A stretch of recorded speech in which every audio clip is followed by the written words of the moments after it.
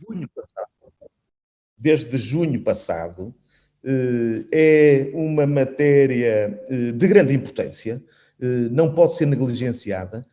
Eu, pessoalmente, e a IMAP em geral, temos batido em muitos fóruns no sentido de se aperfeiçoarem e aprofundarem enfim, os mecanismos de combate à corrupção e de prevenção da corrupção. Podemos ter, eventualmente, algumas dúvidas que este regime jurídico ou que este combate à corrupção implique, como acontece efetivamente, como aliás também com outras matérias que poderão ser importantes, um acréscimo de trabalho e de custos e de constrangimentos para as empresas. Mas, enfim, essa é outra questão. Tudo bem quanto à prevenção e ao combate à corrupção, aliás, aplaudimos todas as medidas nesse sentido. Há algumas dúvidas sobre os constrangimentos e a carga burocrática e os custos que se impõem às empresas, que se somam a outros custos e a outras cargas burocráticas noutras áreas. E, portanto, nessa matéria é que há algumas dúvidas. Mas pronto, não vamos hoje discutir essas questões de natureza mais política. O nosso objetivo hoje é tentar ajudar as empresas a poderem adaptar-se a este novo regime jurídico. Vamos falar do regime geral de prevenção da corrupção, em geral, vamos falar da questão dos códigos de conduta que as empresas devem implementar, vamos falar ainda neste âmbito, na criação dos chamados canais de denúncia, que as empresas também devem promover e implementar internamente no sentido, exatamente, de facilitar essas denúncias, e vamos também lembrar que todas estas questões têm a ver e que se processam no mundo virtual, impõem-nos preocupações acrescidas no domínio da cibersegurança.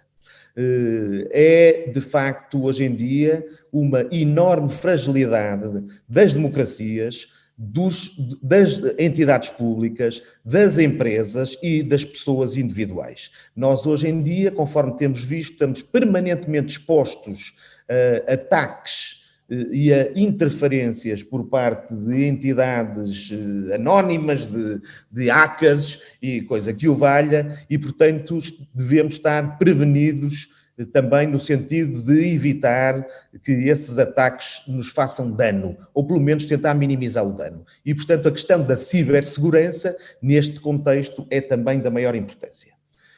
Para falar convosco, nós temos hoje o Luís Henrique da CIP, no qual, do Departamento Jurídico da CIP, no qual CIP é essa onde a IMAP tem uma intervenção muito ativa e muito solidária, e CIP essa que tem participado também ativamente numa série de iniciativas no sentido de ajudar a combater a corrupção.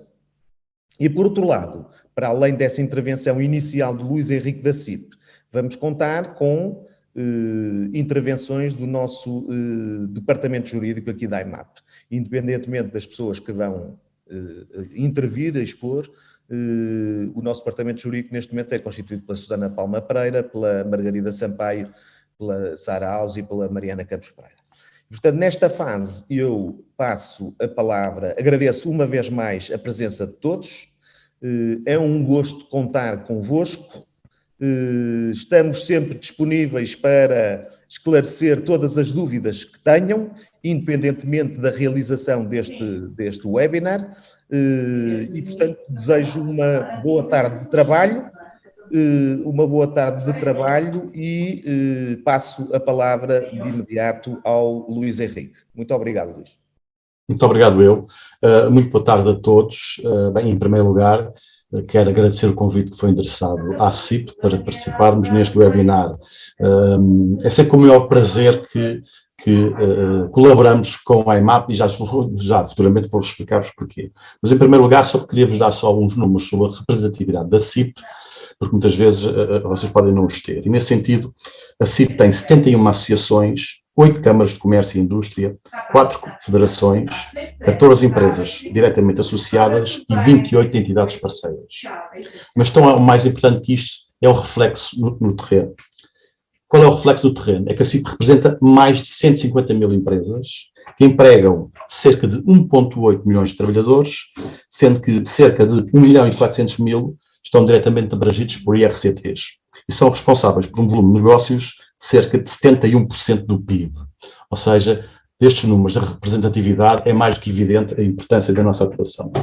E, por outro lado, e como ao início eu tinha dito, ou seja, não é só agradecer o convite endereçado pela IMAP, mas também dizer que é sempre um prazer poder participar nas atividades da IMAP. E porquê? Porque a IMAP é uma associação muitíssimo importante para a CIP, por duas ordens de razão.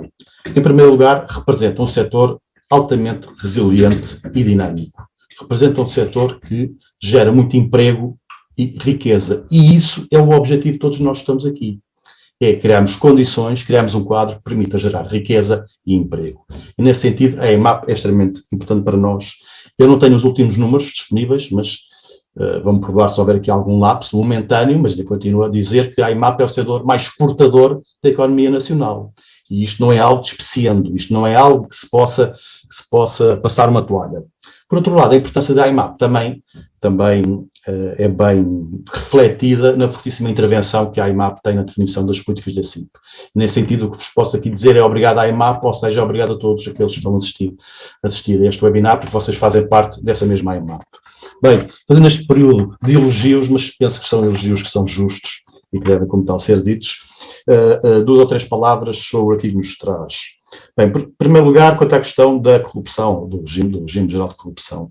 Em primeiro lugar, subscrever naturalmente as palavras que já foram aqui decidas pelo Rafael, e por outro dizer o que é que nós fizemos neste processo. Bem, em primeiro lugar, participarmos logo na consulta pública sobre a Estratégia Nacional sobre a Corrupção. Não sei se perceberam ou não, mas antes da apresentação do projeto houve uma consulta pública e nós participámos nessa mesma consulta pública, e também não posso deixar de ressaltar que quando da apresentação da estratégia por parte da Sra. Ministra da Justiça, foram muitos os elogios que a Sra. Ministra fez, que às vezes poderá ser preocupante quando temos um ministro de alto gabarito a elogiar o trabalho da CIP, mas de facto também não posso deixar de dizer que ela reconheceu a importância e a qualidade do contributo da CIP. Posteriormente, após o estabelecimento desta estratégia nacional, houve naturalmente a apresentação do projeto de diploma e naturalmente também dissemos ou formulamos a nossa nota crítica.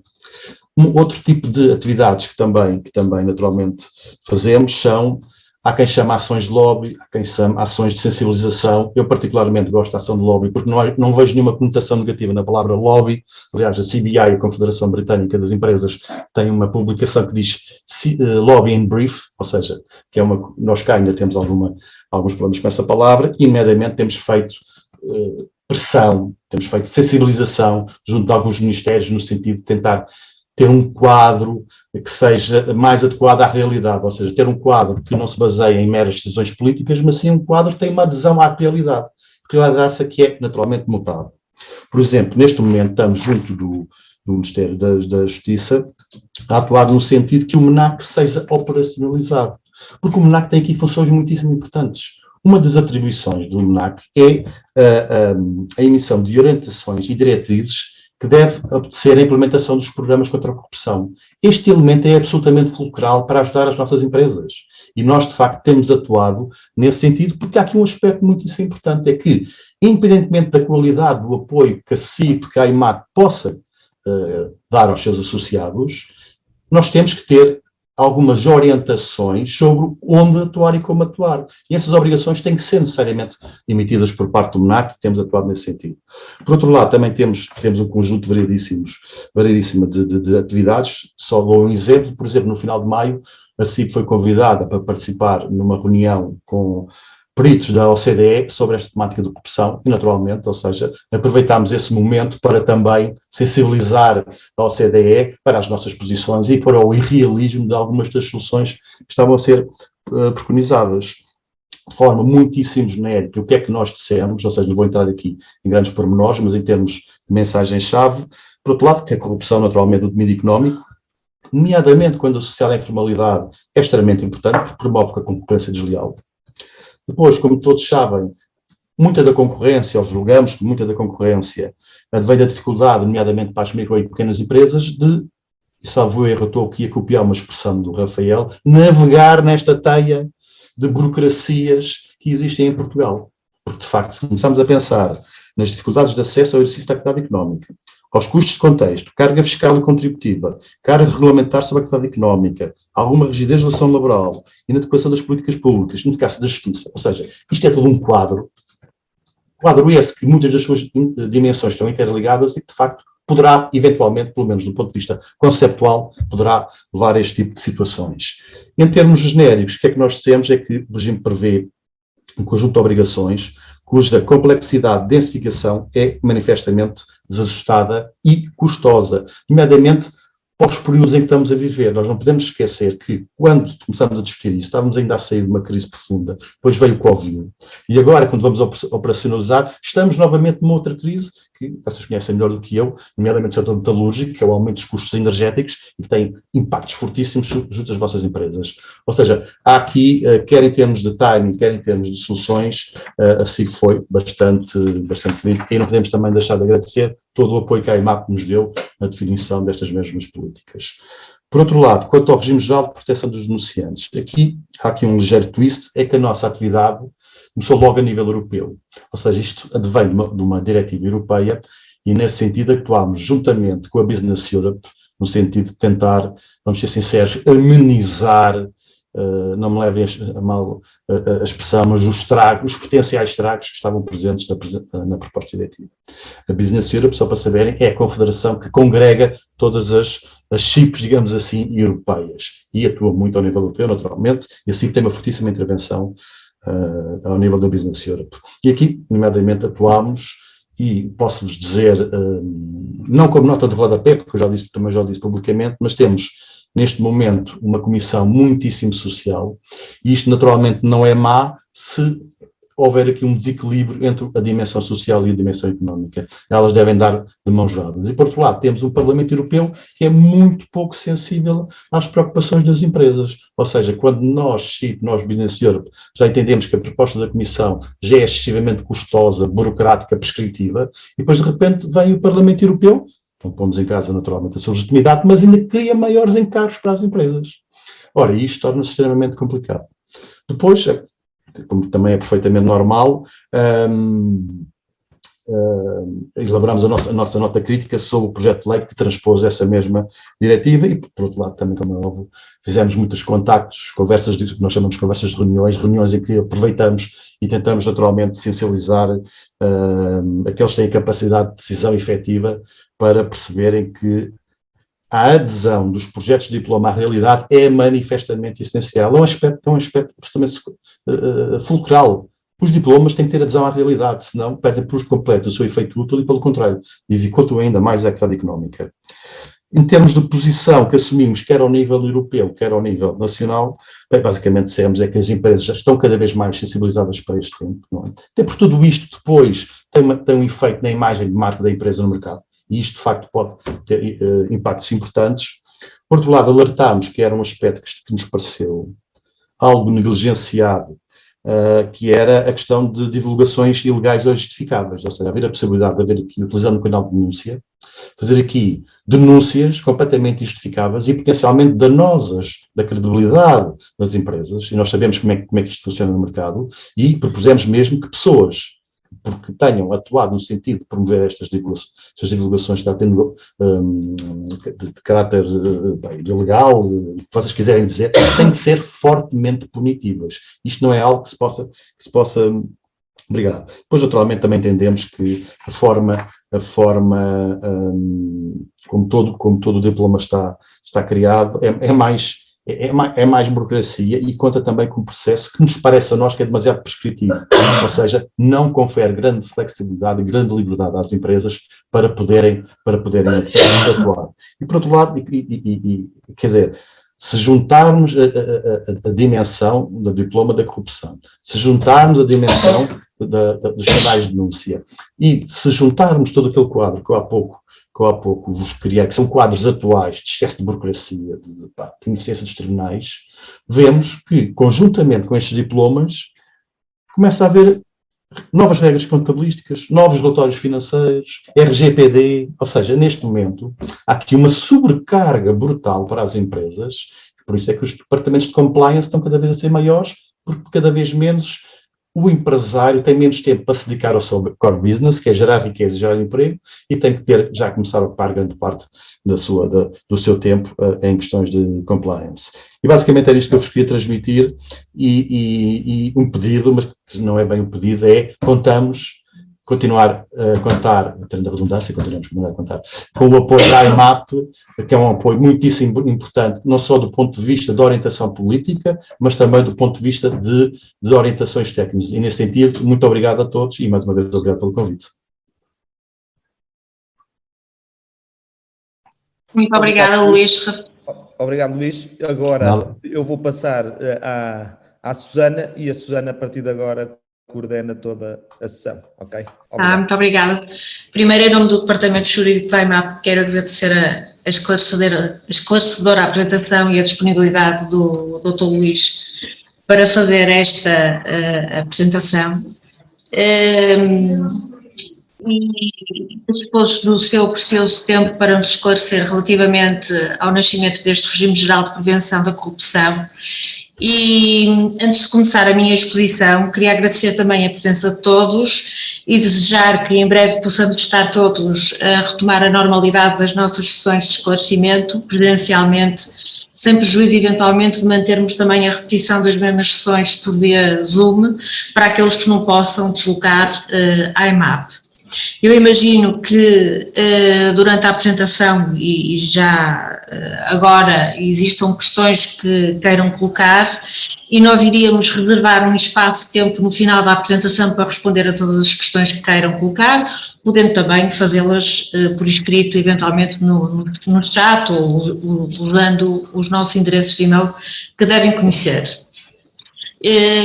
Nós temos aqui uma apresentação que iremos disponibilizar também a quem o queira, e eu pedi ao favor de enviarem esse pedido por escrito, ou vamos arranjar maneira de disponibilizar ou enviar a todos os participantes, o que for mais fácil, depois veremos. Mas começava então por algumas notas relativamente a este regime, ou seja, de caráter mais geral, e relativamente ao diploma que cria o regime geral da prevenção da corrupção, dizendo que tem ramificações inesgotáveis com outros diplomas, nomeadamente e com especial relevância para a Lei 93 de 2021, que estabeleceu o regime geral de proteção de denunciantes de infrações, a cibersegurança também, a proteção de dados, a lei penal e dentro desta os diversos diplomas avulsos com regimes especiais de criminalidade, como por exemplo o regime especial para funcionários públicos, para políticos, para militares, para magistrados, entre muitos outros. Este diploma, sobre o qual vamos falar, criou então o mecanismo nacional anticorrupção, o MENAC, tal como o Luís falou. Temos só um segundo para tentar andar para a frente, cuja instalação já está assegurada por publicação de portaria, a portaria 164 de 2022, e cria também o regime geral de prevenção da corrupção.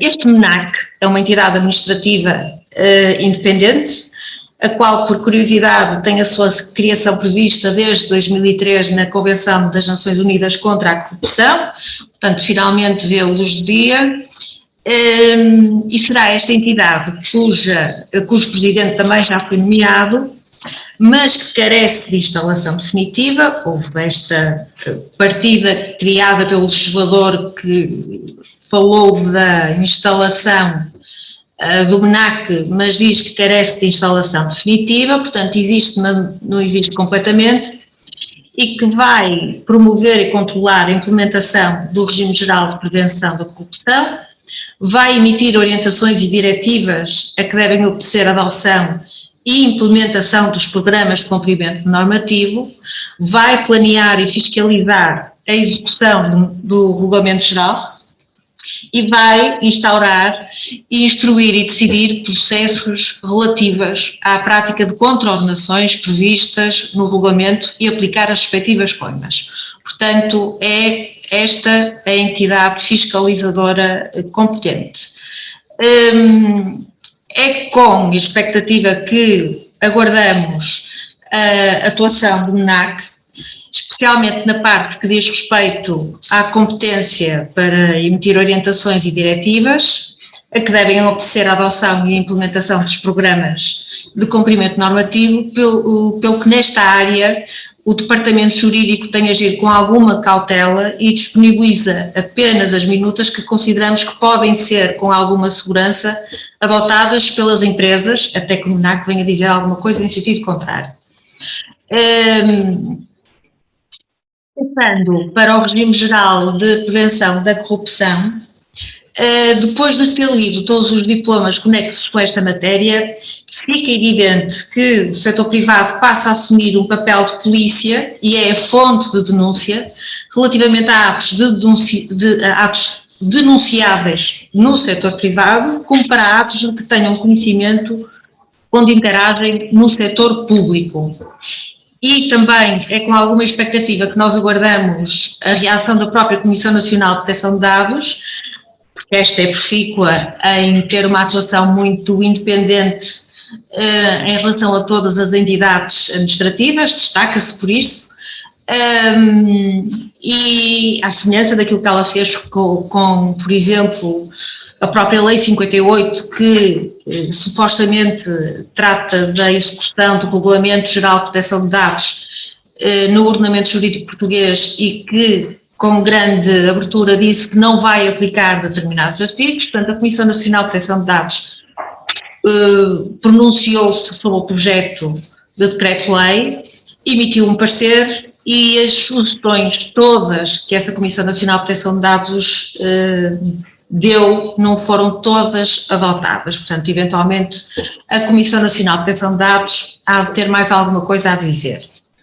Relativamente ao âmbito de aplicação deste diploma, no que diz respeito ao setor privado, o regime geral de prevenção da corrupção é aplicável às pessoas coletivas com sede em Portugal que empreguem 50 ou mais trabalhadores e às sucursais em território nacional de pessoas coletivas com sede no estrangeiro que empreguem 50 ou mais trabalhadores. Portanto, é aqui relevante o número 50 que se verifique em Portugal. Portanto, não será, por exemplo, uma sucursal que tenha um trabalhador cá em Portugal e na sede tem ou dois, o que for. Portanto, será relevante o número de trabalhadores, na minha opinião, daqueles que se verificam em Portugal, no ordenamento jurídico em Portugal. Também não nos podemos esquecer que isto resulta de uma diretiva, portanto, a transposição da diretiva há de ser feita de uma forma basicamente semelhante em quase todos os países. Para efeitos também deste regime geral de prevenção da corrupção, são relevantes determinados atos, determinados comportamentos tipificados na lei, como crimes de corrupção e infrações conexas, e estes são, portanto, há uma lista tipificada, portanto, são estes e não outros que ficam sujeitos a este regime geral. Corrupção, recebimento e oferta indevidos de vantagem, peculato, participação económica em negócio, concussão, abuso de poder, prevaricação, tráfico de influência e o branqueamento ao fraude na obtenção ou desvio de subsídio, subvenção ou crédito. Basicamente, estes crimes ou infrações conexas têm todos a ver com a obtenção de uma vantagem ou de um fim ilegítimo, ilegal, e distinguem-se normalmente ou pelo agente ou pelo fim que foi, ou pelo bem que foi usado, ou pela gravidade da situação, e por isso é que tem, volta e meia, quando nós estamos a ler estes crimes, parecem um bocado iguais, mas têm particularidades que os distinguem. Ou, por exemplo, o valor da quantia que está em causa relativamente ao dano económico que foi causado, etc. Se nos lembrarmos de Sócrates, eu estou sempre a lembrar-me dele lembrava-me dele quando estávamos a preparar esta sessão, e eu acho que ele só nos estava acusado de participação económica em negócio e conclusão, pois, sim.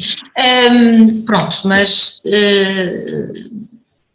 ele foi profícuo em praticar uma data deles. Nós podemos disponibilizar, obviamente, também, relativamente a cada um destes crimes, a tipificação de todos eles. Temos um documento já preparado com isso, portanto, se quiserem que nós o disponibilizemos, faremos com todo o gosto.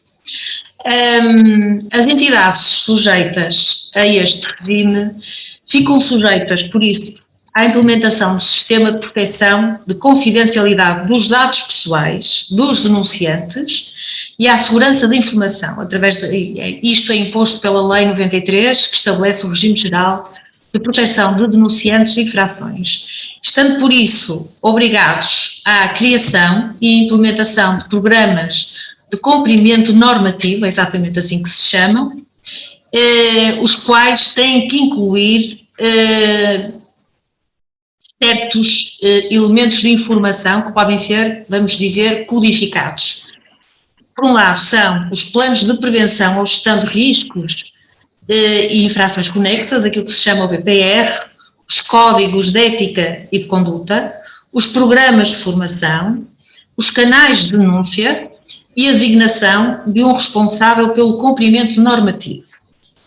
Já não bastava o responsável pelos dados pessoais, para as entidades que estão obrigadas a ter um, agora temos também um responsável pelo cumprimento normativo. Relativamente a este responsável,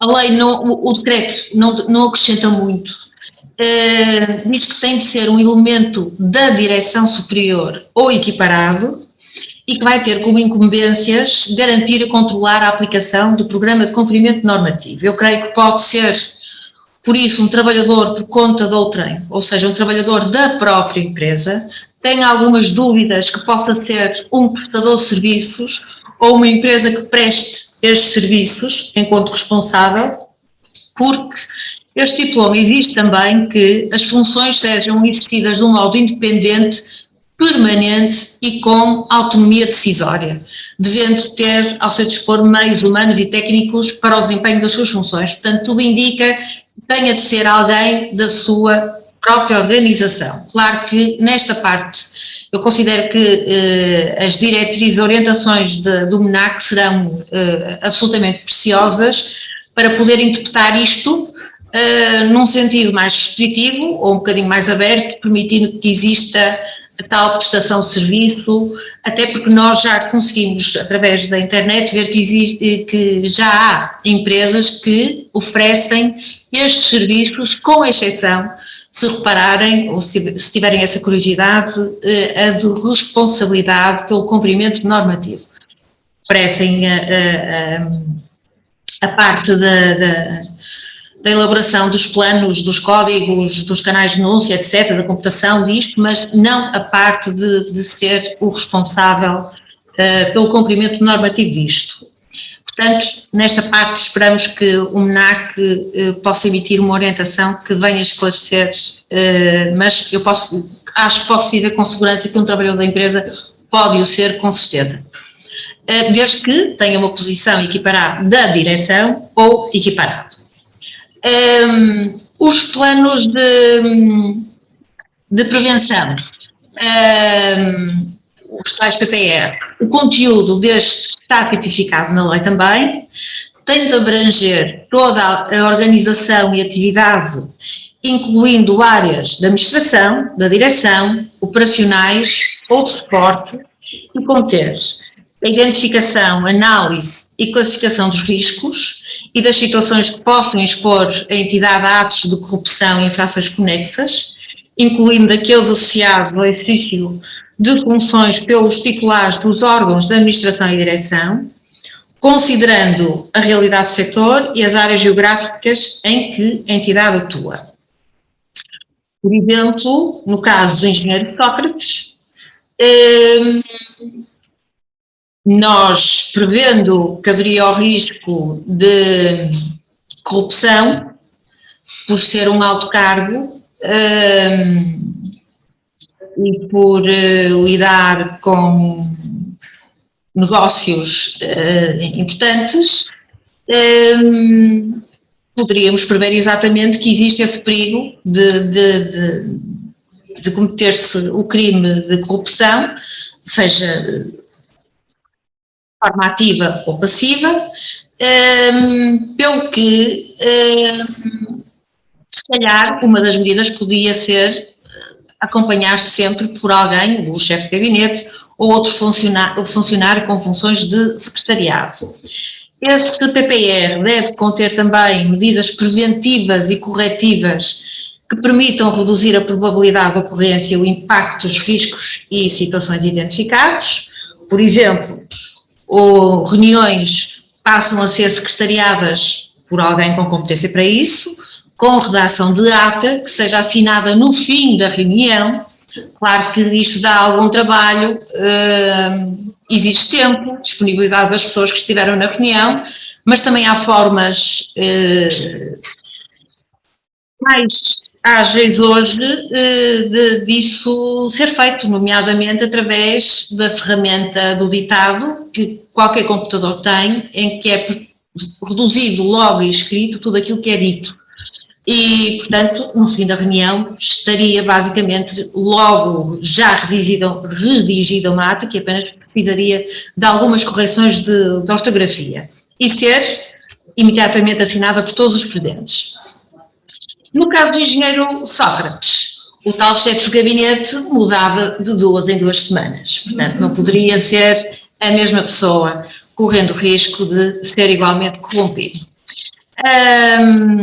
Os PPRs, portanto, devem ter então as tais áreas de todas as atividades da entidade com risco de prática destas infrações, a probabilidade de ocorrência, o impacto, as medidas preventivas e corretivas e, nas situações de risco elevado, as medidas de prevenção mais exaustivas, sendo prioritária a respectiva identificação.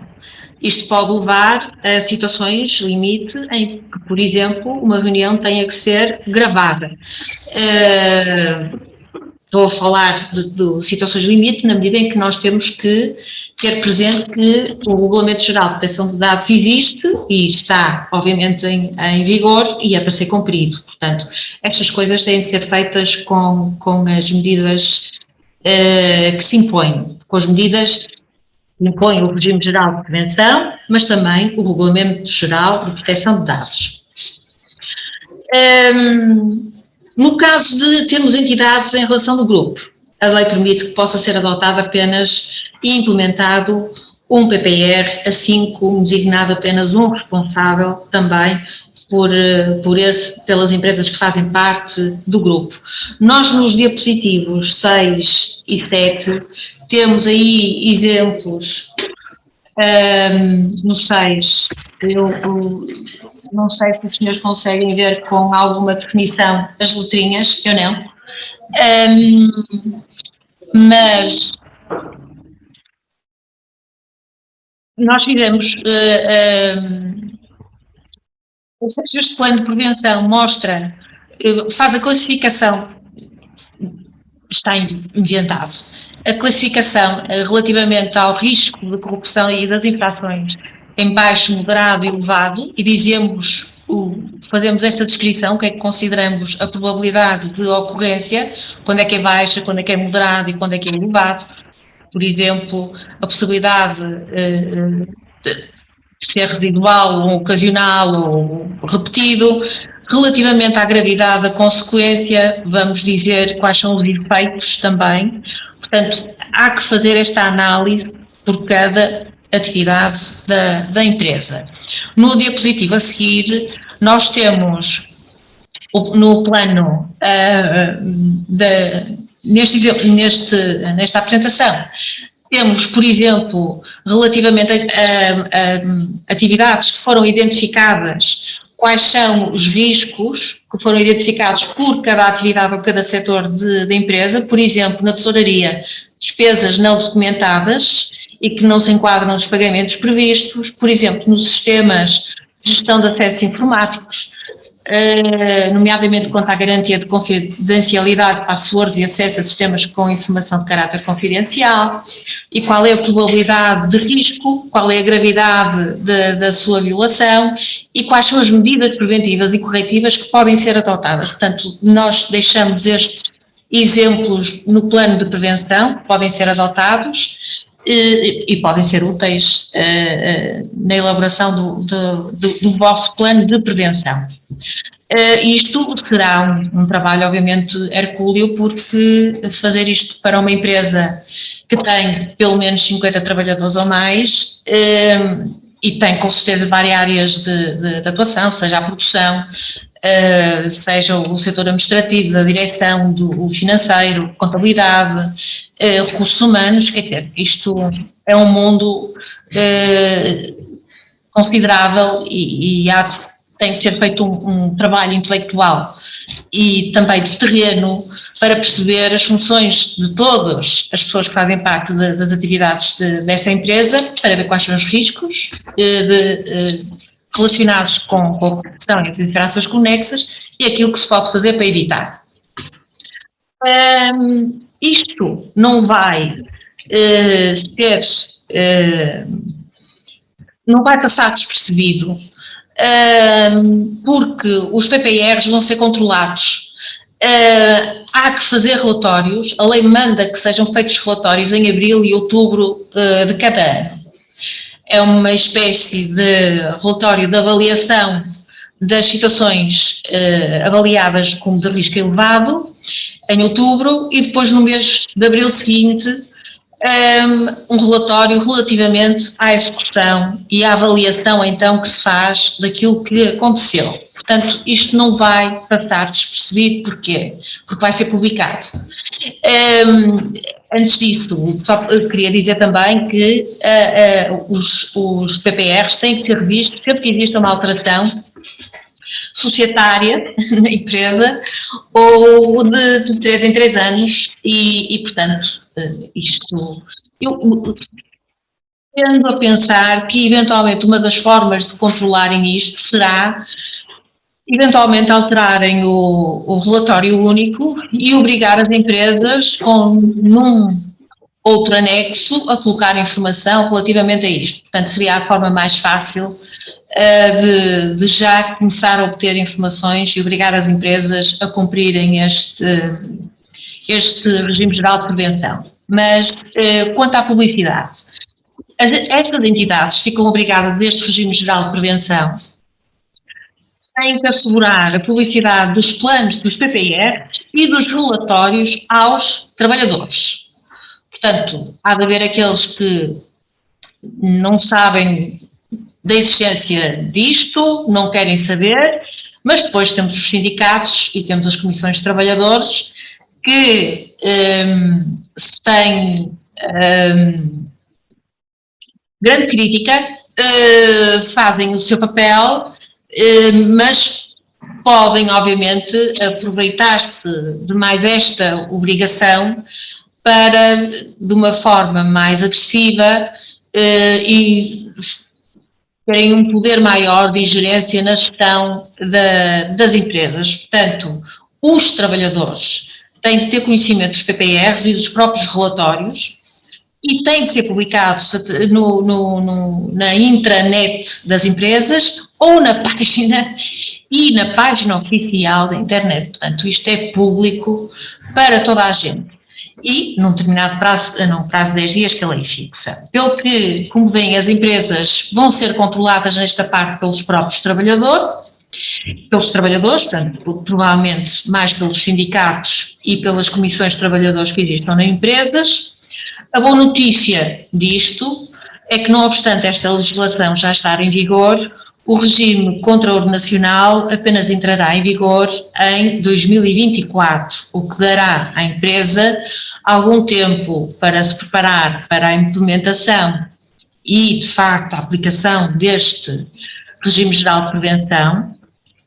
E nós, com certeza, também iremos fazer outras sessões quanto ao regime contraordenacional em especial e as orientações que vierem a ser publicadas por parte do MENAC.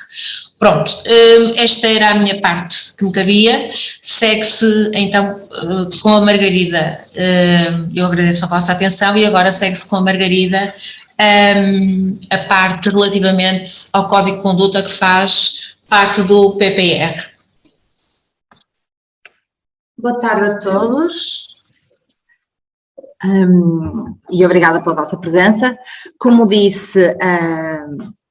disse a doutora Susana, o Programa de Cumprimento Normativo compreende uma série de instrumentos e de mecanismos. Começámos pelo PPR, que foi sobre o qual a doutora Susana esteve a falar.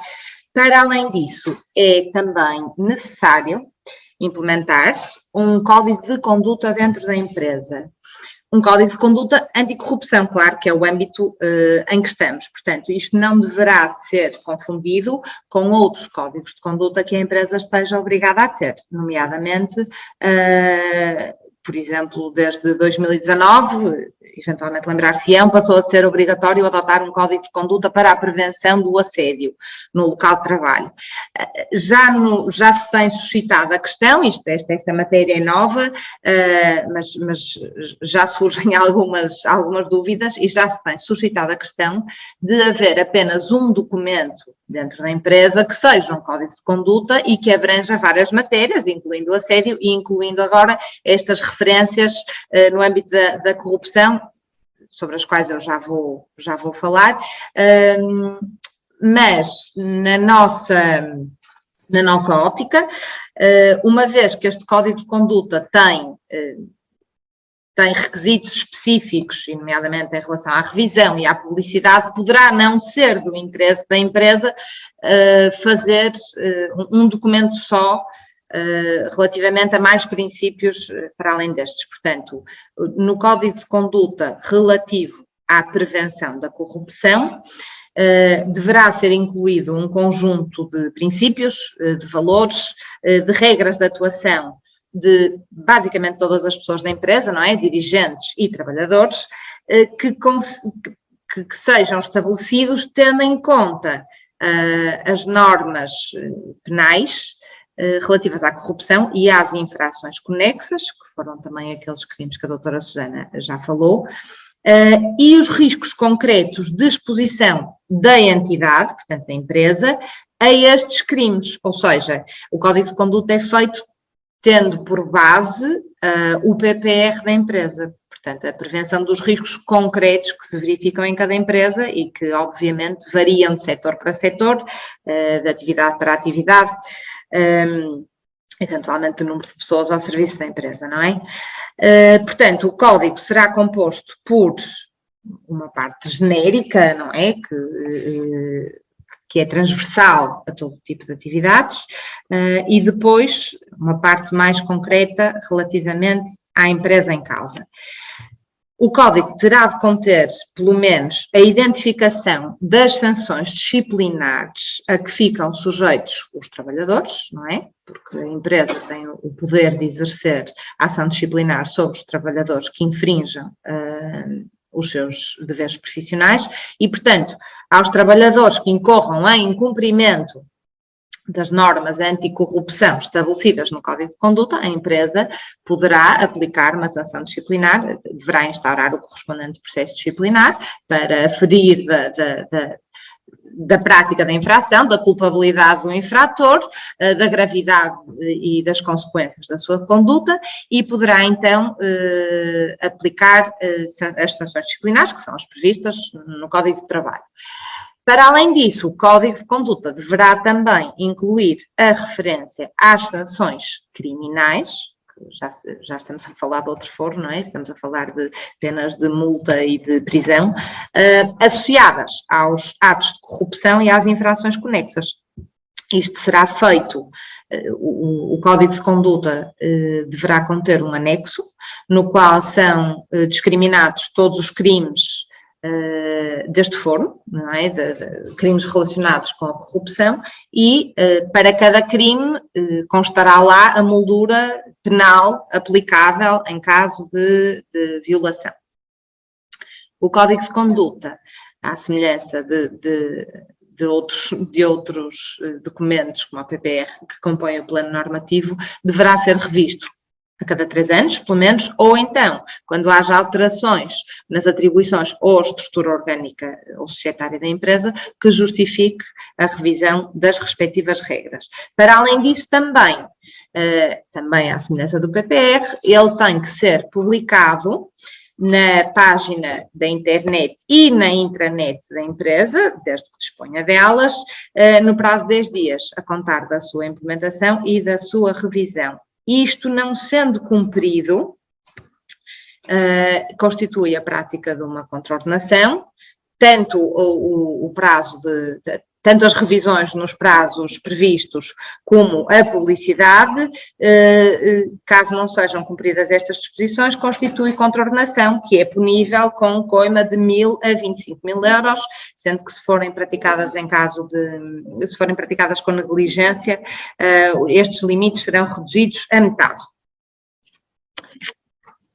Passando para o diapositivo seguinte, um código de conduta, nós já temos elaborada uma minuta que será disponibilizada a quem nos pedir, e que contém, lá está, um conteúdo que tem que ser adaptado relativamente à realidade concreta de cada empresa, para além de uma parte que é genérica, portanto, sobre os princípios que regem a atividade da empresa, os valores pelos quais a empresa se pauta, como a responsabilidade, a imparcialidade, a transparência, o rigor, portanto, qualquer coisa como a empresa tal desenvolve a atividade de forma socialmente responsável, incentiva e zela as melhores práticas no que toca a questões económicas, a questões ambientais, a questões de condições de trabalho dos seus trabalhadores, que pugna pelo princípio da igualdade e pela sua aplicação a todos, que rejeita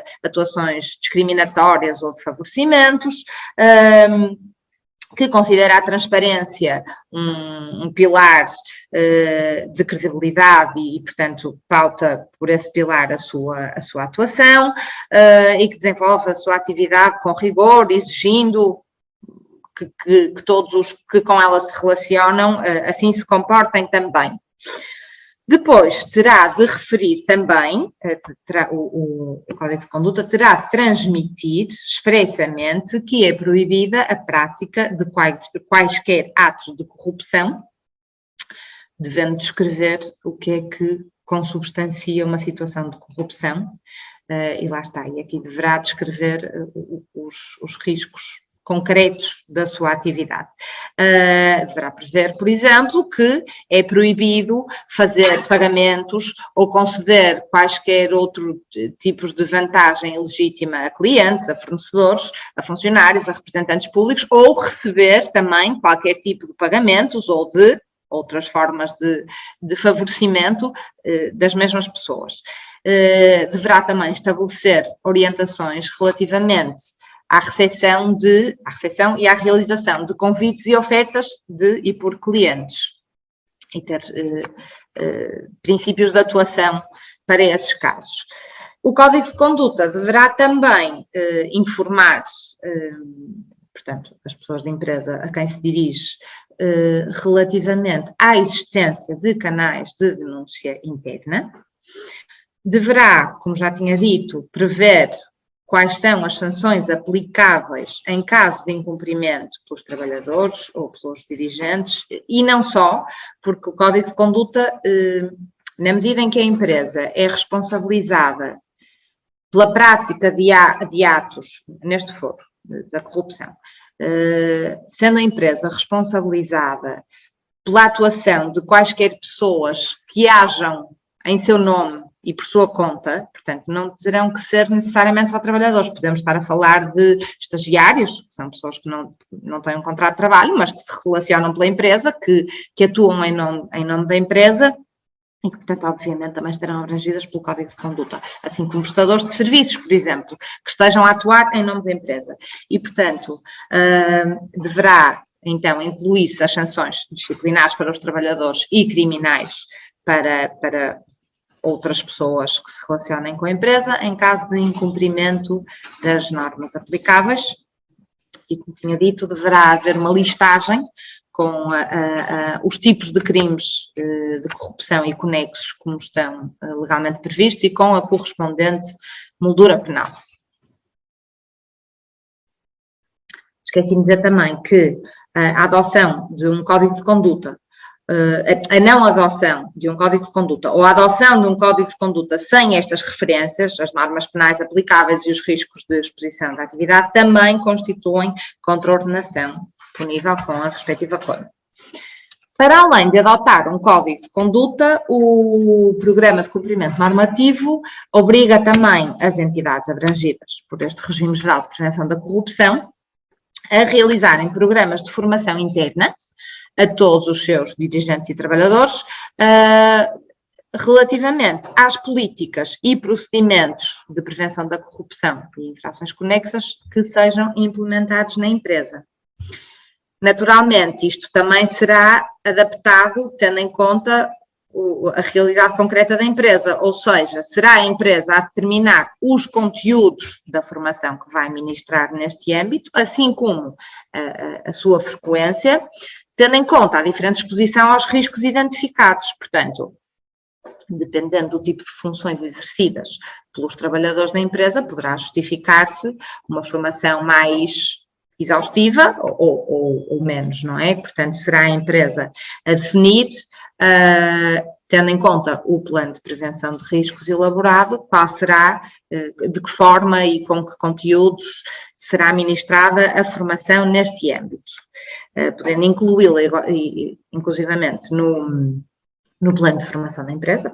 As empresas devem ter um plano de formação, não é, em relação a todas as matérias, e estas horas de formação que são ministradas neste âmbito da prevenção da corrupção contam para as horas de formação contínua que anualmente as empresas estão obrigadas a dar a cada trabalhador, que são 35 no âmbito do nosso contrato coletivo e 40 conforme previstas no Código de Trabalho.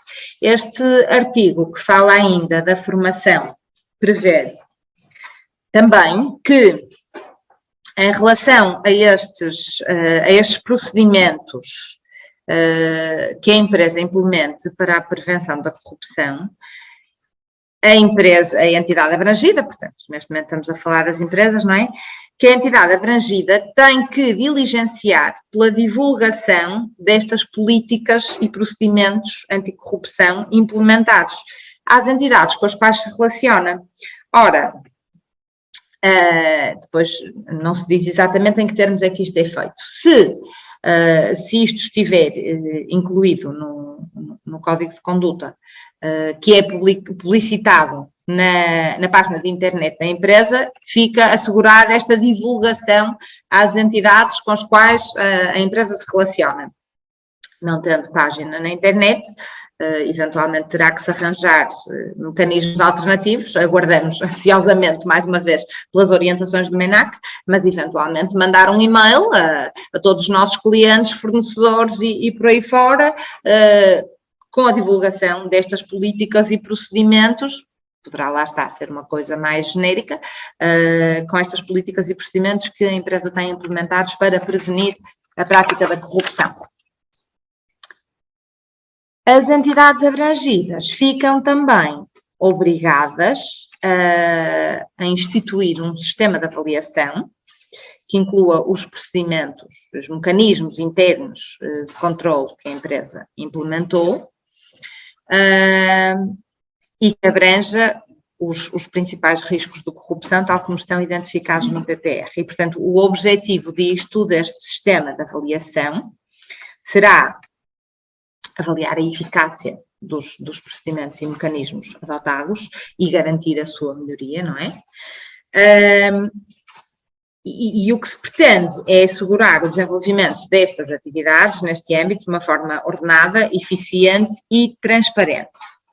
Este sistema de controlo que tem que ser implementado dentro de cada empresa deverá naturalmente ser proporcional à natureza, à dimensão e à complexidade da atividade que é perseguida pela empresa e, portanto, com base nos riscos que foram concretamente identificados no PPR, porque lá está, dependendo, por exemplo, dos mercados com que a empresa se relaciona no âmbito da sua atividade, poderá haver maior, todos nós sabemos, não é, que há determinados mercados que é mais normal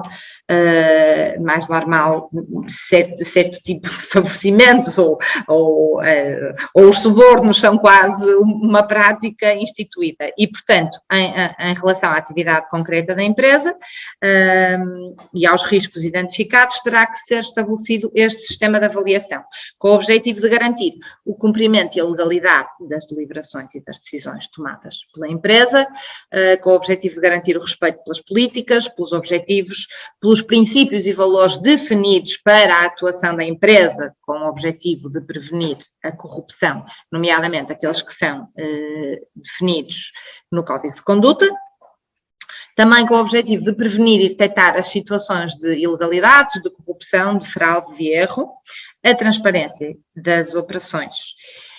E o Código de Conduta prevê, portanto, os princípios de atuação e o que é que configurará uma infração neste âmbito e configurará uma violação dos princípios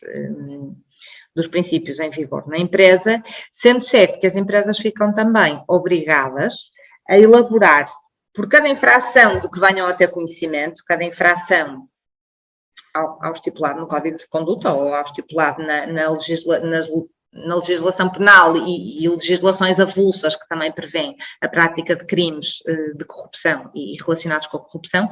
Portanto, por cada uma dessas infrações de que a empresa venha a ter conhecimento, fica obrigada a elaborar um relatório que deverá conter a indicação das normas violadas, da sanção que foi aplicada e, consequentemente, das medidas adotadas em relação a essa infração e também a adotar, lá está, no âmbito deste sistema de avaliação e no sentido de que este seja melhorado em função daquilo que se pretende e daquilo que efetivamente se constata que acontece na empresa. A não implementação deste sistema de avaliação e destes procedimentos de controle interno constitui igualmente a prática de contornação, punível com coima.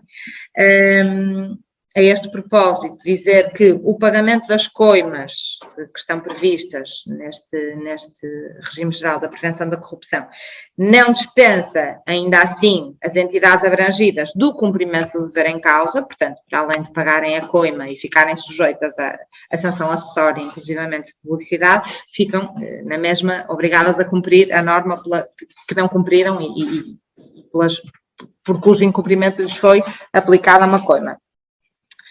Finalmente dizer também, mais uma vez, ainda é uma zona um bocadinho cinzenta, teremos que aguardar eventualmente pelas orientações do MINAC, mas a lei prevê ainda que estes manuais de procedimentos de controle interno não está previsto explicitamente ou expressamente que tenham que ser publicitados em lado nenhum, mas a lei diz que para efeitos de contratação pública é necessário que existam estes manuais de procedimento e que contenham a descrição dos procedimentos e mecanismos de controlo interno adotados por cada empresa. E, portanto, é possível, digo eu, mas lá está, teremos que aguardar um bocadinho pela concretização disto, mas é possível que as entidades públicas que façam contratação pública, se contratarem a vossa empresa, passem a pedir eventualmente a apresentação destes manuais de procedimentos ou uma declaração de que existem os manuais de procedimentos, porque isto deverá estar publicitado nesse caso de contratação pública. E era isto que tinha para vos dizer. Agora vou passar à doutora Sara Alves, que falará sobre os canais de denúncias. Boa tarde a todos. Eu vou então falar-vos sobre os canais de denúncias. Os canais de denúncias, para além de estarem previstos de uma forma mais genérica no regime geral de prevenção da corrupção, são também especialmente regulados nesta Lei 93/2021 de 20 de dezembro e que entrou em vigor 18 de junho de 2022. Esta lei transpõe, como já foi sendo dito também, a diretiva do Parlamento Europeu e do Conselho, sendo que esta diretiva tem duas ideias na sua base. Uma primeira é que quer os trabalhadores, quer as pessoas que se relacionam de forma profissional com a empresa, vamos dizer a empresa porque é esse o nosso público-alvo hoje, mas também às restantes entidades abrangidas, estas pessoas que se relacionam com a empresa estão numa posição privilegiada para detectar mais rapidamente as situações que eventualmente possam ser consideradas como uma infração e, portanto, lesivas do interesse público. Por outro lado, a segunda ideia é que, de facto, uma denúncia ao nível interno vai permitir transmitir estas informações diretamente às pessoas que tenham alguma influência dentro da empresa para poder pôr termo à prática desses atos ou das omissões que levem a que se considere que estamos perante uma infração.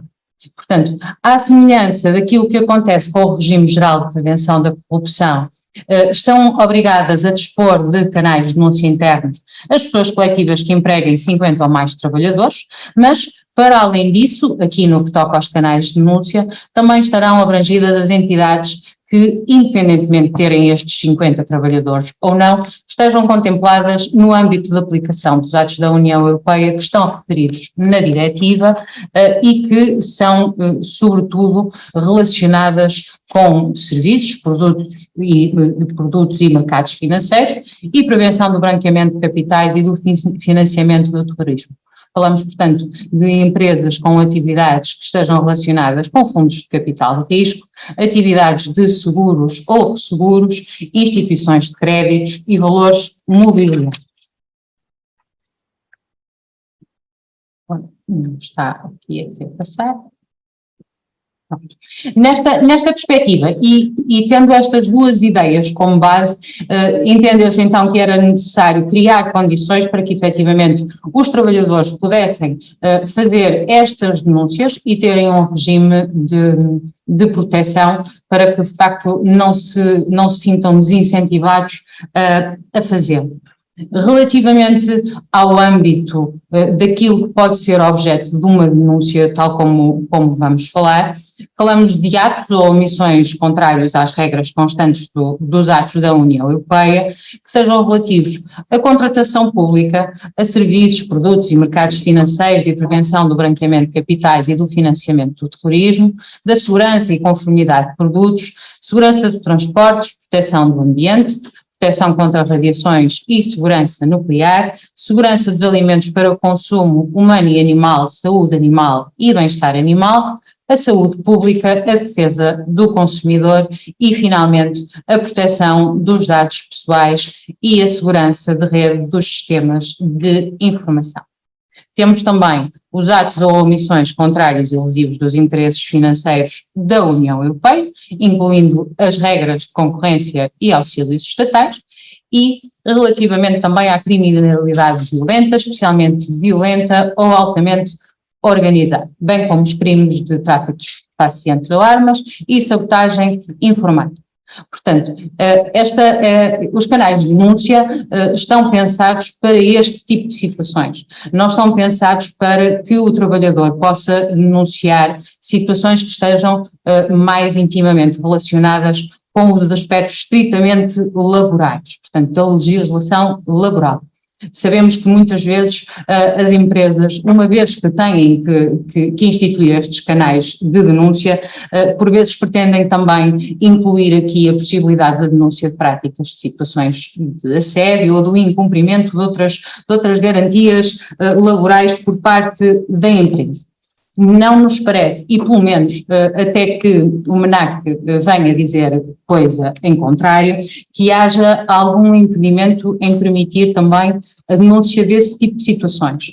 Mas será necessário, nesse caso, deixar perfeitamente claro na cabeça de todos que este regime prevê uma proteção de denunciantes que se vai aplicar para este tipo de situações e não para a prática de assédio ou coisa que o valha. Portanto, aqui, caso seja dada essa possibilidade, deverá ser aproveitada a necessidade da formação, de dar formações aos trabalhadores, para deixar clara a diferença do regime de proteção de denunciantes, que não vai abranger, então, estas situações estritamente laborais. Portanto, quem é considerado como denunciante para efeitos da aplicação deste regime é qualquer pessoa singular que denuncie ou divulgue publicamente uma infração com fundamento em informações obtidas no âmbito da sua atividade profissional.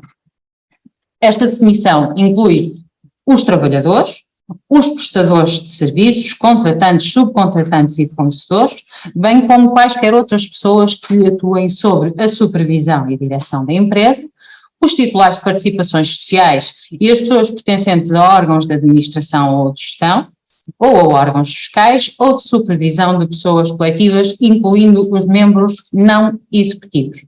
E abrange também os voluntários e estagiários, sejam eles remunerados ou não. Portanto, temos uma definição de denunciante que é muito ampla, não se restringe apenas ao trabalhador e, no fundo, vai buscar todas estas pessoas que se relacionam profissionalmente com a empresa, embora, como digo, não tenham que ser necessariamente trabalhadores. E, portanto, todas estas pessoas estarão abrangidas também pelo regime de proteção de denunciantes, de que vamos falar um pouco mais à frente. Estão previstos, então, 3 tipos distintos de denúncias. Aquele que mais trabalho dará às empresas, digamos assim, serão os canais de denúncia interna, aliás, porque são estes que vão permitir a apresentação da denúncia diretamente à empresa. Temos os canais de denúncia externa, que serão, no fundo, a denúncia às autoridades públicas competentes para conhecerem de cada um daqueles temas que falamos. E depois, por fim, temos a possibilidade da divulgação pública, que se traduz, no fundo, da divulgação à comunicação social, para que seja, de facto, difundida essa denúncia.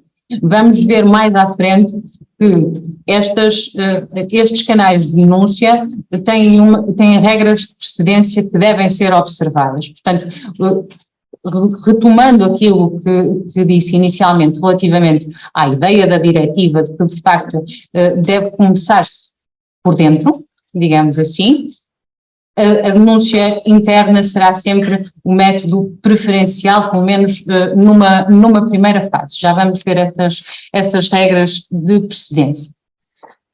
Relativamente àquilo que em que se podem traduzir na prática os canais de denúncia interna, trazemos-vos aqui o considerante 53 da diretiva, que é transposta por esta lei, que me parece ser francamente útil, enquanto estamos naquela neblina do silêncio do MNAC, que ainda não existe na prática, sem ser efetivamente no papel, que nos diz que desde que a confidencialidade da identidade do denunciante seja assegurada, cabe a cada empresa, não é? Neste caso, definir o tipo de canais de denúncia a estabelecer. Portanto, devem permitir que as pessoas denunciem violações por escrito e que apresentem essas denúncias pelo correio, através de uma ou mais caixas de reclamações físicas ou através de uma plataforma em linha, quer numa intranet, quer na internet, ou que denunciem inclusivamente verbalmente através de uma linha telefónica ou outro sistema de mensagem de voz. A pedido do denunciante, deverá ser também possível que o denunciante faça a sua denúncia em reunião presencial, que deve ser marcada num prazo razoável depois de efetivamente ter sido feito esse pedido.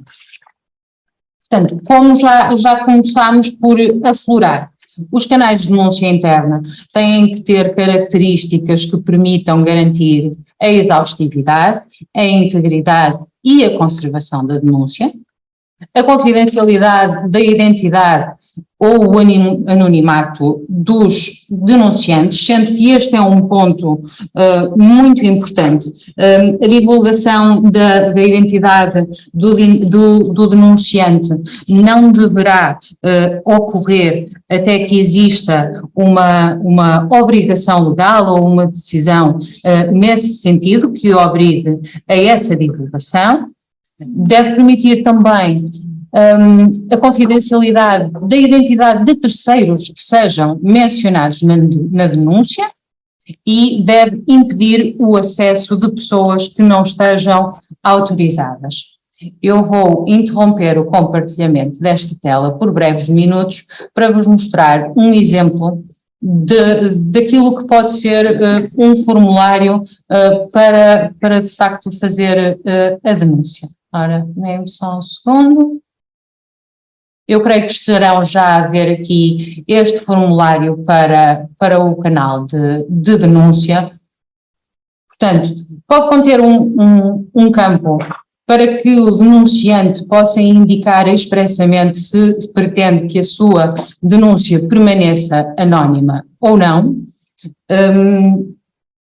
Pode questionar se o denunciante é colaborador da empresa ou não, isto porque o canal de denúncia interna tanto pode permitir as denúncias apenas de trabalhadores, sendo que temos aquela concepção mais ampla daqueles que são os trabalhadores, ou permitir também a denúncia de terceiros que não estejam relacionados com a empresa profissionalmente, mas que eventualmente queiram fazer chegar alguma denúncia. Portanto, a empresa não é obrigada a fazê-lo, pode permitir apenas aos trabalhadores, mas querendo abrir esse leque de potenciais denunciantes, pode fazê-lo também.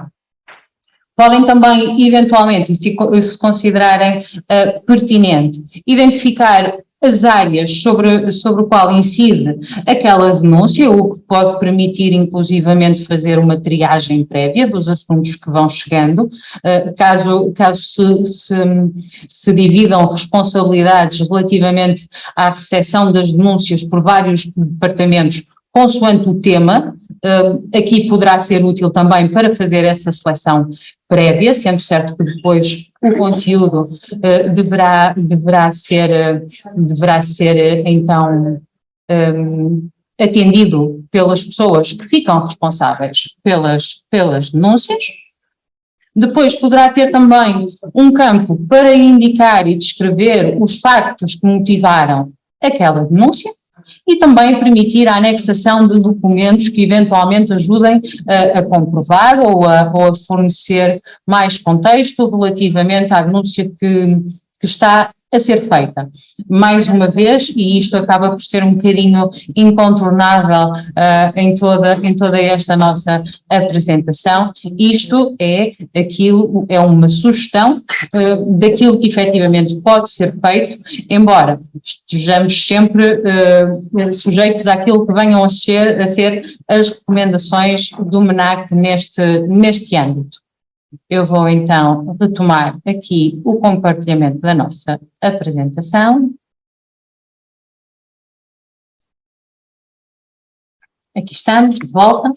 E, portanto, às pessoas ou serviços designados para o tratamento das denúncias deve ser garantida a independência, a imparcialidade, a confidencialidade, a proteção de dados, sigilo e a ausência de conflitos de interesses.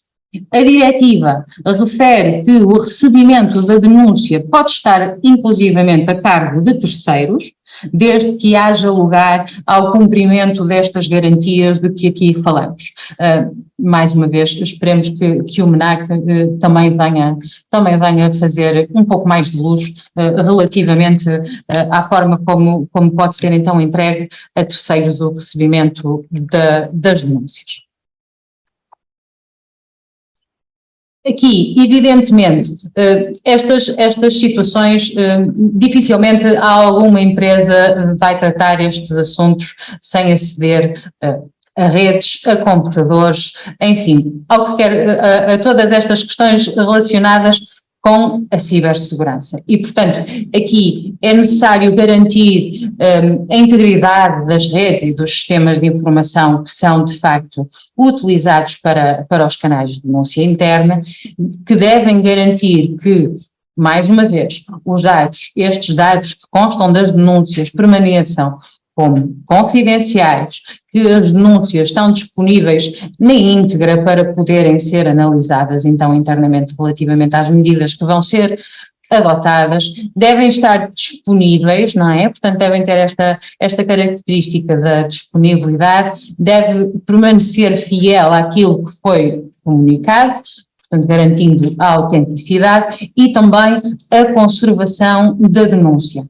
Relativamente à conservação da denúncia, referir também que existe uma obrigação da conservação de todas as denúncias que sejam feitas durante um prazo mínimo de 5 anos, ou, independentemente deste prazo de 5 anos ser excedido, elas devem ser sempre conservadas enquanto existirem processos judiciais ou administrativos relativos àquelas denúncias que foram feitas. Portanto, é muito importante que seja aqui acautelada a questão da cibersegurança.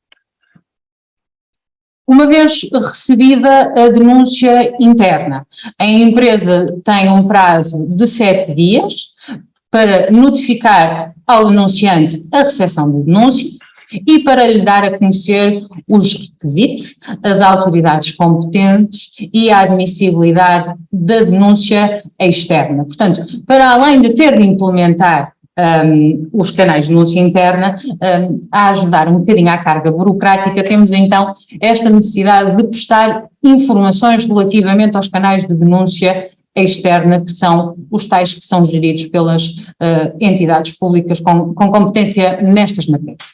É evidente que estas duas obrigações, estas duas primeiras obrigações de seguimento no prazo de 7 dias, serão muito mais fáceis de cumprir se o denunciante deixar um contacto através do qual se possa falar com ele, quer seja um endereço de e-mail, quer seja um número de telefone, enfim.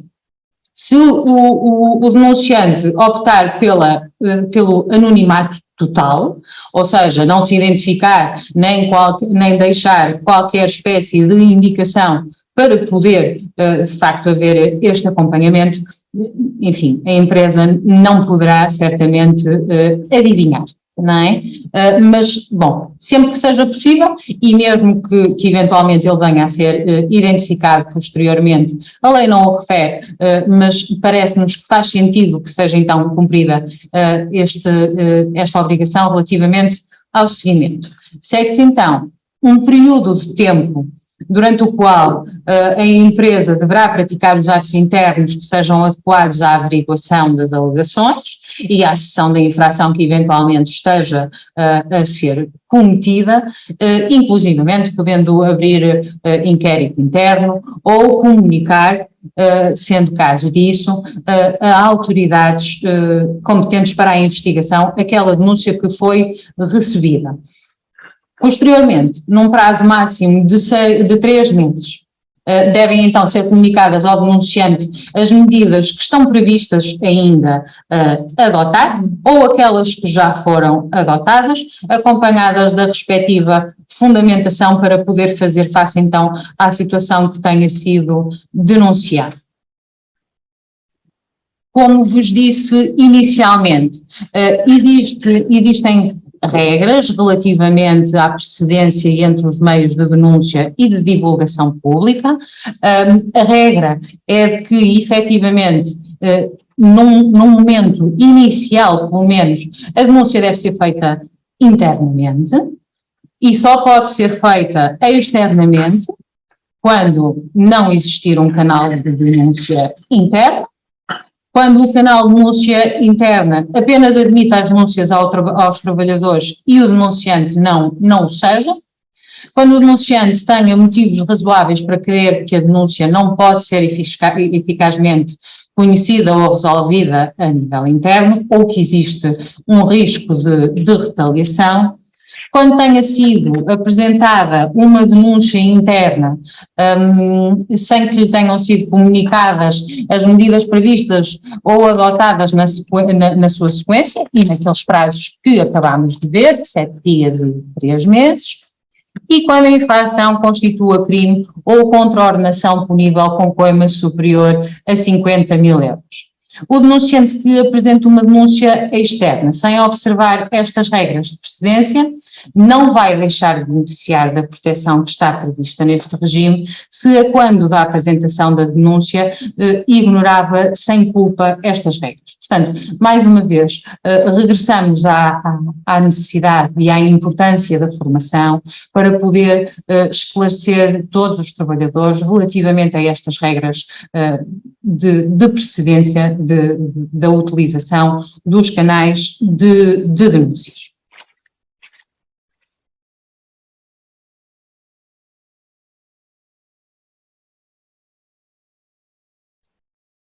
Relativamente à denúncia pública, tal que é dirigida sobretudo a meios de comunicação social, para que sejam do conhecimento de toda a gente, elas também têm regras, só podem ser divulgadas publicamente as infrações quando existam motivos razoáveis para crer que a infração pode constituir um perigo iminente ou manifesto para o interesse público, quando haja motivos razoáveis para crer que a infração não pode ser eficazmente conhecida ou resolvida pelas próprias autoridades externas competentes, quando existam motivos para entender que existe risco de retaliação, inclusivamente também no caso de denúncia externa, e quando tenha sido apresentada uma denúncia interna ou externa, ou diretamente uma denúncia externa, sem que qualquer tipo de medida tenha sido adotada. Fora destes casos, é evidente que a divulgação pública até pode ocorrer, mas não existe espaço à proteção que este regime confere. Os canais de denúncia externa, vamos nos referir a eles de forma um pouco mais resumida, mas não deixa de ser importante que estejam munidos desta informação, até porque, como referi antes, esta informação vai ter que ser transmitida também aos denunciantes. Portanto, os canais de denúncia externa servem para a apresentação de denúncia às autoridades que, de acordo com as suas atribuições e competências legalmente definidas, devam conhecer da matéria em causa na denúncia. Portanto, falamos então do Ministério Público, dos órgãos de polícia criminal, o Banco de Portugal, as autoridades administrativas independentes, os institutos públicos, as inspeções gerais e entidades equiparadas, serviços centrais da administração direta do Estado, que sejam dotados de autonomia administrativa, as autarquias locais e as associações públicas. Caso a denúncia seja apresentada à autoridade incompetente, ela vai ser remetida oficiosamente pelos próprios serviços de cada uma destas entidades para as autoridades competentes. Na eventualidade de não haver uma entidade pública com atribuições concretas relativamente ao tema que está a ser denunciado, estas denúncias vão parar então ao MNAC, que ficará responsável por elas. Os canais de denúncia externa vão também à semelhança daquilo que já falámos relativamente aos canais de denúncia interna, permitir a apresentação de denúncias por escrito ou verbalmente, anónimos ou com a identificação do denunciante. Permitem também a denúncia verbal por telefone ou através de outros sistemas de mensagem de voz ou em reunião presencial. A denúncia é arquivada mediante uma decisão fundamentada ao denunciante, se considerar que a infração é efetivamente de gravidade diminuta, que a denúncia é repetida e não contém quaisquer novos elementos de facto ou de direito que possam impulsionar, digamos assim, uma nova investigação, quando a denúncia seja anónima e dela não se retirarem, então, indícios da infração alegada, que esteja a ser alegada na denúncia. Portanto, temos então um regime de proteção do denunciante que vai garantir alguma segurança, digamos assim, tentando de facto evitar que existam atos de retaliação, sendo que como atos de retaliação se vão entender quaisquer atos ou omissões, incluindo as ameaças ou tentativas de causar de modo injustificado danos patrimoniais ou não patrimoniais ao denunciante. Existe aqui uma presunção de que uma série de atos, quando sejam praticados até 2 anos após a denúncia, constituem atos de retaliação. É evidente que isto vai tudo permitir prova em contrário. Portanto, na eventualidade de ser necessário praticar alguns dos atos que aqui estejam e que não estejam naturalmente motivados pela denúncia que foi feita, a empresa deverá estar munida de provas que permitam demonstrar que de facto esses atos estão relacionados com questões objetivas e que não têm qualquer objetivo de retaliação. Portanto, falamos aqui de alterações das condições de trabalho, que incluem as funções, o horário, o local de trabalho, a retribuição, a não promoção ou o incumprimento dos deveres laborais, a suspensão do contrato de trabalho, uma avaliação negativa de desempenho ou referência negativa para fins de desemprego, a não conversão de um contrato de trabalho a termo num contrato sem termo, sempre que o trabalhador tivesse expectativas legítimas nessa conversão. E aqui, relativamente a este ponto, não posso deixar de dizer que é um daqueles que os outros já causam surpresa. Este, em particular, parece-nos de facto que é um pouco exagerado. Um contrato a termo é, por definição, um contrato temporário que eventualmente há de terminar e portanto, não se compreende exatamente quais serão as situações em que haverá expectativas legítimas nessa conversão para se entender que, se isso não suceder, existe um ato de retaliação. Bom, mas enfim, continuando. Também a não renovação de um contrato a termo, que igualmente não se percebe porque a celebração de um contrato a termo está sempre dependente de um motivo que o justifique e, portanto, pode simplesmente suceder que, chegando ao termo inicialmente estipulado, já deixe de subsistir esse motivo justificativo e, portanto, não há sequer base legal para a sua renovação.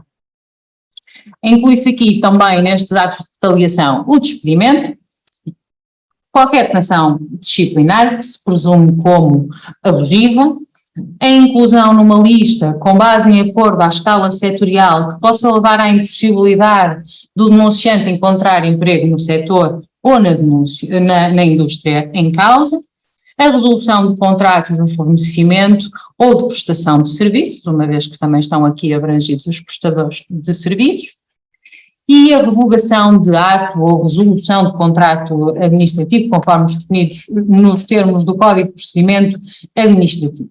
Aqui, relativamente a estes atos, terá que haver, sobretudo, bom senso. A própria diretiva faz questão de deixar claro, no considerando 44, que o facto de estes atos se presumirem como retaliação não devem impedir a empresa de tomar as medidas que entenda como adequadas e que não estejam, de facto, relacionadas com a denúncia que foi feita e, como referi também, admite sempre prova em contrário, sendo que esse ónus pertencerá à empresa, mas de facto terá que ser interpretado com bom senso, sobretudo. Aqui, relativamente à prática de atos de retaliação, estamos a falar não só de atos de retaliação contra os denunciantes, propriamente ditos, mas também a outras pessoas que estejam relacionadas com este. Portanto, falamos de outras pessoas que auxiliem o denunciante no procedimento da denúncia e cujo auxílio deva ser confidencial, incluindo aqui os representantes sindicais ou representantes dos trabalhadores dentro da própria empresa. Terceiros que estejam ligados ao denunciante, designadamente colegas de trabalho ou familiares e que possam ser alvo de retaliação num contexto profissional, e pessoas coletivas ou entidades equiparadas que estejam detidas ou controladas pelo denunciante, para as quais ele trabalha ou com as quais esteja de alguma forma ligada num contexto profissional. Mais uma vez, o bom senso terá de imperar relativamente a estes terceiros que também estão protegidos, porque de facto, dizendo as coisas desta forma, o conceito é tão amplo que podemos chegar ao absurdo de ter um trabalhador que faça uma denúncia e depois todos os seus colegas de trabalho estarem abrangidos pelo regime de proteção e, portanto, todos aqueles atos se presumirem como sendo retaliação face a cada um deles. Portanto, não fará sentido, terá sempre que ser feita uma ponderação relativamente à proximidade destas pessoas e ao tipo de ligação que têm dentro da própria empresa, porque de outra forma, efetivamente nada se poderá fazer. E com certeza que a lei não quis proibir atos tão simples quanto uma alteração do horário de trabalho, todos os colegas do trabalhador que acabam por ser, no fundo, todos os trabalhadores da empresa e, portanto, o MNAC há de esperemos, dar-nos critérios para podermos, então, aferir desta proporcionalidade para a extensão da proteção. As condições para poder beneficiar deste regime de proteção são muito simples. No fundo, basta que o denunciante proceda de boa fé e que tenha fundamento sério para crer que as informações são, no momento da denúncia ou da divulgação pública, verdadeiras. Portanto, basta isto para que, de facto, o denunciante fique protegido e, como vos referi também, o denunciante que inicialmente comece por ser anónimo, mas que venha posteriormente a ser identificado, vai beneficiar da mesmíssima proteção desde que passa neste contexto.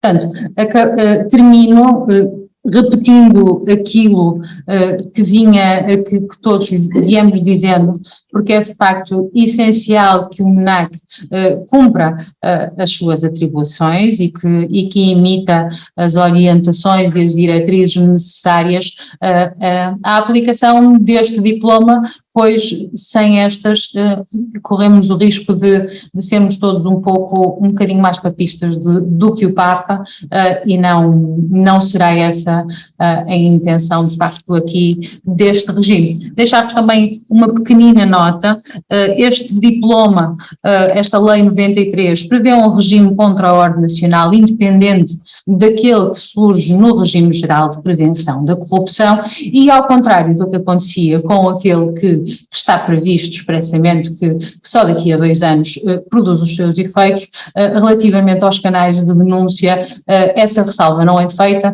e, portanto, não pode senão interpretar-se que estará em vigor este regime contra controle nacional desde o momento da entrada em vigor desta lei, que é 18 de junho, como referi.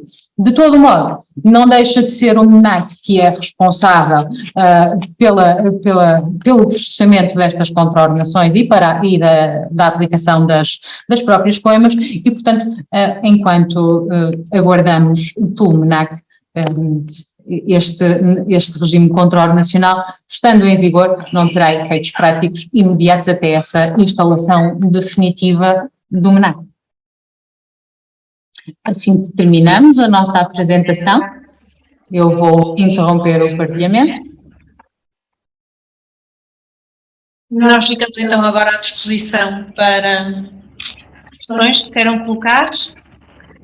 Pedi ao favor de ligarem os microfones. Temos aqui um ML Franco com a mãozinha no ar.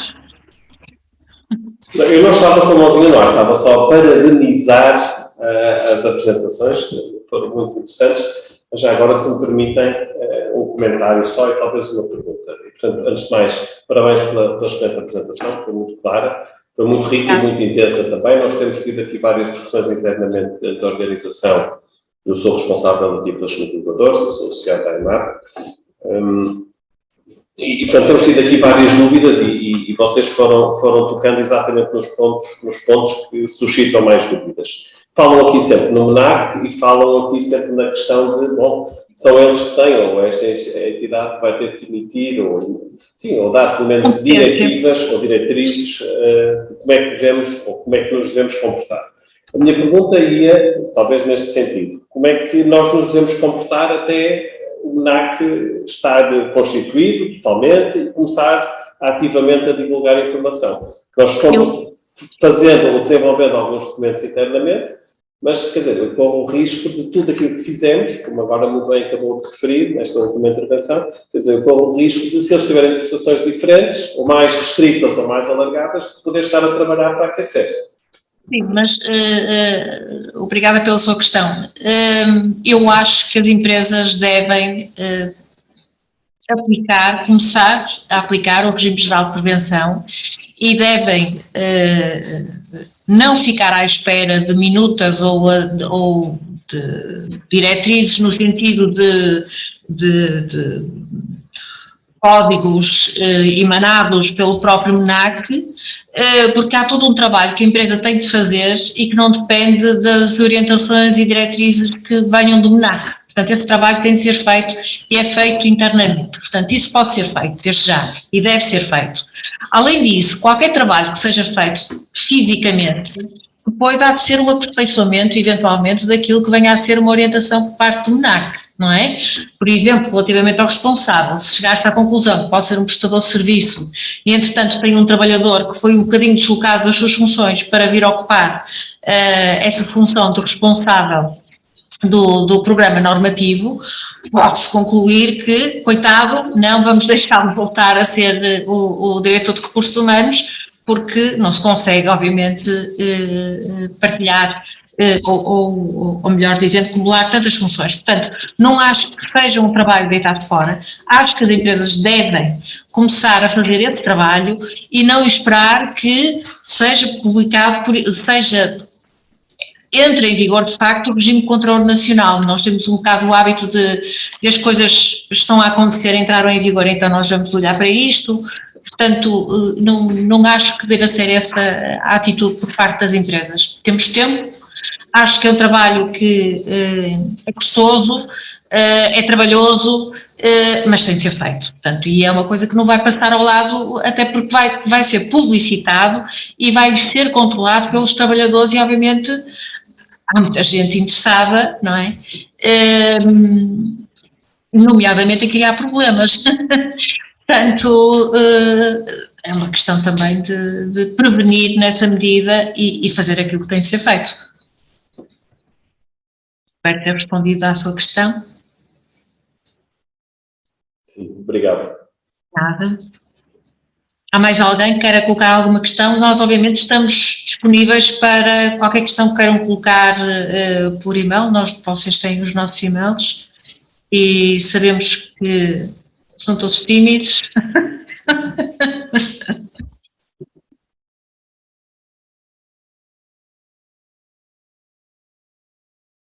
Bom,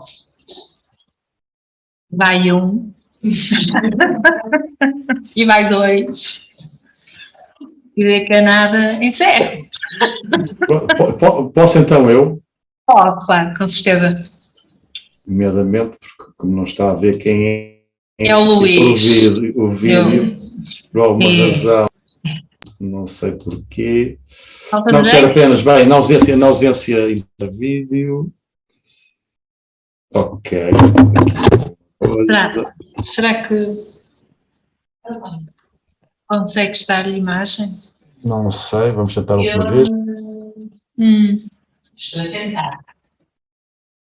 Ativar o meu Está vídeo. marcado. Ativar o meu vídeo. Bem, não dá, não vale a pena. As pessoas podem pensar que eu estou agora já na praia ou na minha piscina. De facto, a vontade era essa. Estão, neste momento em Carcavelos estão 38 graus, mas pronto, não é possível. Quero apenas então, na ausência de. Já vemos. Já consegui. Ok, olá. Como podem ver, eu estou na piscina. Na ausência de questões ou comentários, queria apenas dizer, em nome da CIP, foi um prazer. Foi a minha primeira vez que participei neste tipo de webinar, e acho que é um webinar extremamente interessante, e é uma forma, de facto, de ver aqui uma articulação, uma maior proximidade entre os associados e a própria AIMAP. Nesse sentido, quero apenas dar os meus parabéns a todos aqueles, e que seguramente foram muitos, que participaram na elaboração deste webinar. E muito obrigado. Obrigada a nós. Muito obrigada. Bom, então agora é 3. Vamos mesmo acabar e, obviamente, estamos disponíveis e vamos enviar amanhã a apresentação para todos aqueles que se inscreveram e a listagem com a tipificação dos crimes. Depois, se quiserem mais algum documento, obviamente nós estamos disponíveis. Quanto às minutas, também, obviamente, que sim, sendo que as minutas, por exemplo, um código de conduta, um código de ética, nós vamos imaginar, tendo por referência, se calhar a IMAP, ou se calhar uma empresa, uma realidade que nós conhecemos melhor, não é? Que depois tem de ser necessariamente adaptada na empresa, ou seja, terá muitos espaços em branco, muitas instruções, mas muitos espaços em branco. Portanto, nós faremos o melhor possível e, obviamente, estamos à vossa disposição. Agradeço mais uma vez a vossa presença. Obrigada a todos. Obrigado. Obrigada. Boa tarde. Boa tarde. Até à próxima. Obrigado.